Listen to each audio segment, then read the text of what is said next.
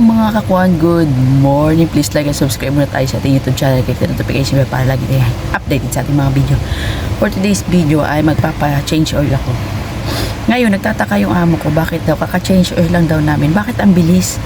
Ang bilis daw. Sabi ko, madam, ilang beses natin ginagamit ang sasakyan? Kasi sa ano yan eh, kung ilang kilometer, kung ilang beses yung gagamitin ng sasakyan, doon din ang bilang ng inyong oil. Ito yan o, ito. So, nakikita nyo yan. So, 598 na siya, 396. So, ang nakalagay dito sa papel na nilista nung nagpa-change oil ako, ito yung dati. Yan. Nakikita nyo yung sa taas, 586 dati. So, kailangan i-change oil mo siya sa date na pagka umabot na siya sa 596. Diba? 598 na. So, ibig sabihin, sobra na. So, kailangan nang ipa-change oil. Malalaman natin. So, tara, maneho muna tayo, mga kakuan.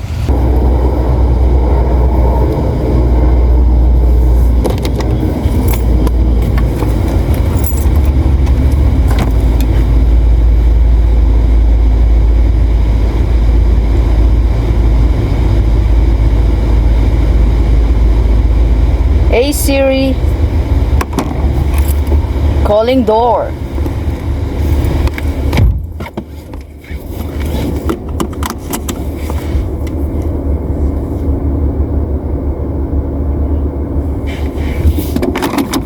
So ayan. Bakit nga pa ako nagmamask? Eh wala naman akong kasama. Kaya ako nagmamask kasi yung amoy ng sasakyan, yung singaw ng AC, yun, kasi may para may kasama siyang gas. So dati kung napapansin nyo, sobra yung sinus ko dati, di ba, lagi ko nakasinghot, tapos sobra talaga siya, sobrang lala ng sinus ko dati. So naisip ko, kasi meron akong kaibigan na driver din siya dito, yung ubo niya hindi nawawala. Nagpa-check up na siya, ang dami niya ng gamot na binili. Saglit lang. Hey Siri, calling door.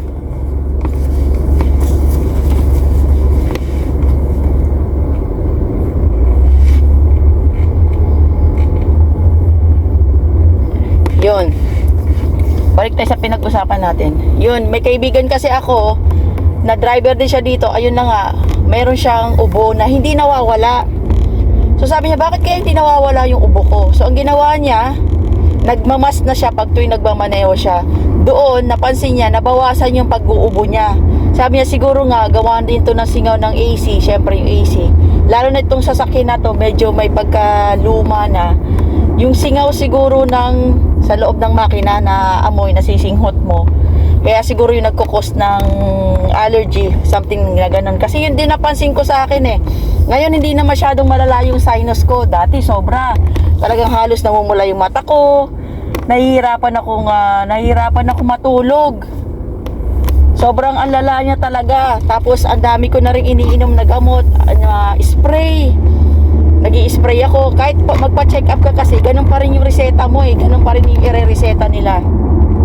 So nag-inom na ako ng para sa allergy. Ang dami kong biling spray. Pero ganun pa din.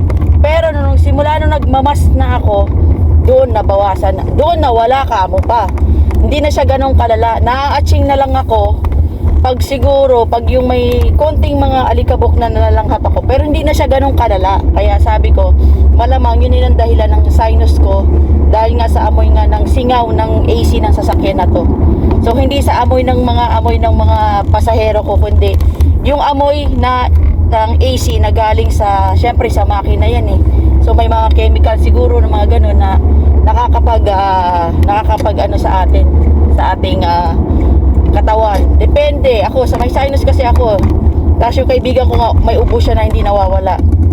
So siguro nga ganun. I-try nyo, baka may mga ibang driver dyan na katulad ko dito na napapansin nila na inuubo sila, o yung sinus nila na hindi nagagamot yung sinus nila. Baka nga siguro nga gawa ng singaw ng sasakyan yon, yung AC na pinanggagalingan.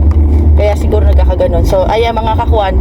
At bakit nga ba ako Okay, may commercial tayo. At isa pa sa mga driver, no, kasi tayo dito sa UAE, sobra na ang dami nilang mga fines dito. Mag-iingat tayo, lalo pa sa telepono. Kasi yan, nagbabayad ako ng telepono.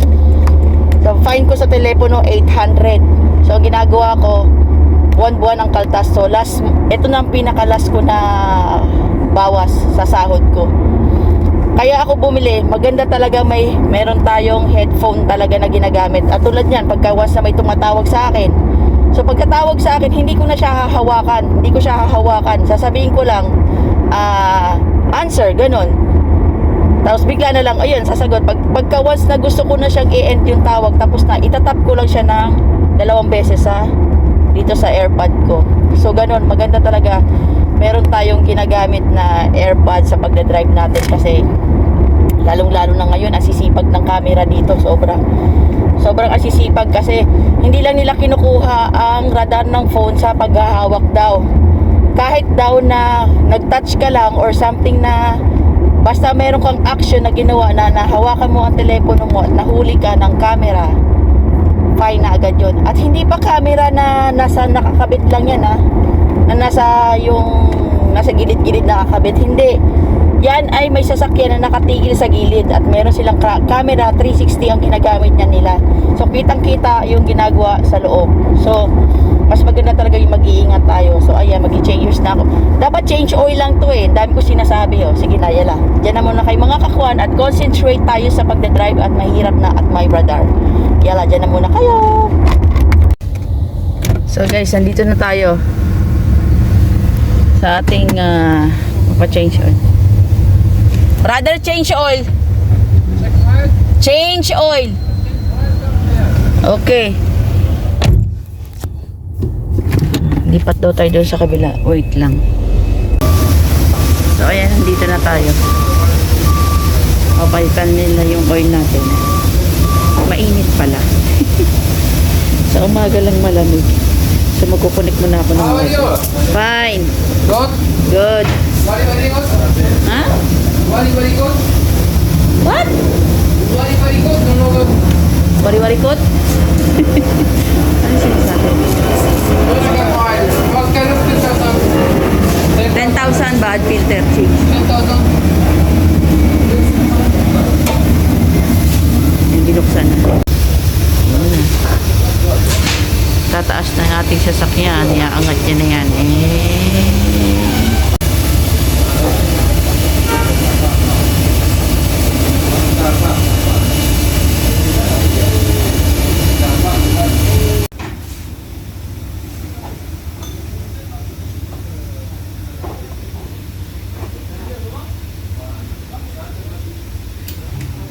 Tatanggalin niya yung filter din.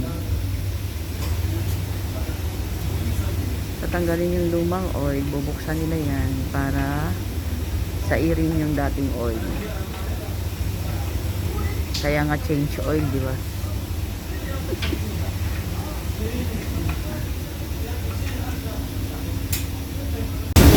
Hindi na. Kita niyo yan?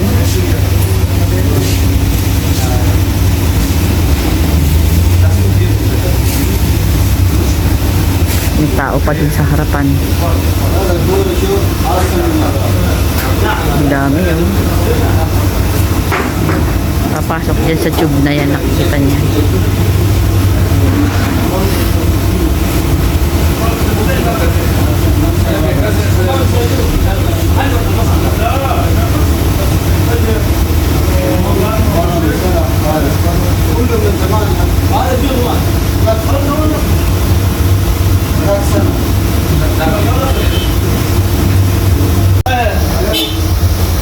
Ayan, pinalit yan na rin ng filter.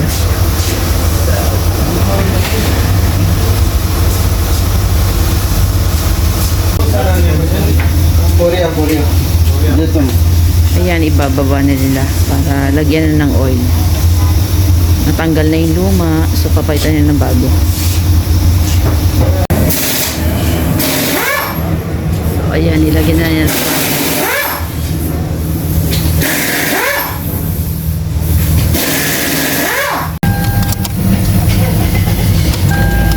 So ayan, papalitan na nila yan. So, tandaan natin yan, 598. So, dapat iba na. Papalitan din nila ng sticker para makita natin.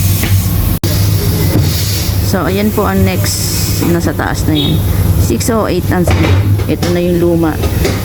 Ayan na, okay na. Mabayad na tayo.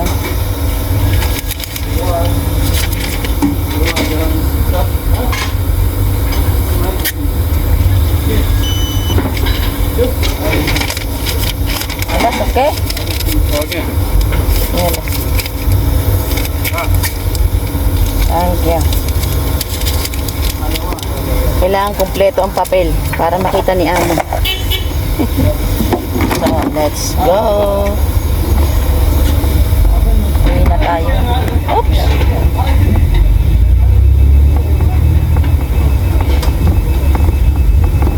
Yan po mga kakwan. Mag-e-end na ba tayo? Please, like and subscribe po sa aming YouTube channel, Casper and I Vlog. And please don't skip ads po tayo mga kakwan. Mag-ingat po tayo. Bye! God bless you all!